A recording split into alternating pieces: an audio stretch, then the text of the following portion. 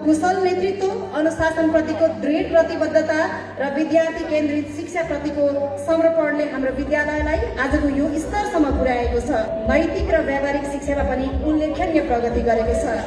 विद्यार्थीहरूका लागि अभिभावक, शिक्षकहरूका लागि प्रेरणाको स्रोत र विद्यालयका लागि सशक्त नेतृत्वकर्ता आदरणीय प्रिन्सिपलज्यूको योगदान शब्दमा व्यक्त गर्न गाह्रो छ।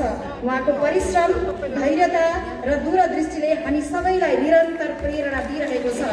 सरको आगामी दिन अझै सफल बनोस् र सरलाई सम्मान पत्र दिनका लागि मैले आजका हाम्रा प्रमुख अतिथि साथसाथै डाइरेक्टर सर मैले तारा म्याम पछाडिका देखिरहेको छु। तारा म्यामलाई पनि अगाडि स्टेजमा आइदिनु हुनका लागि मैले अनुरोध गरेँ।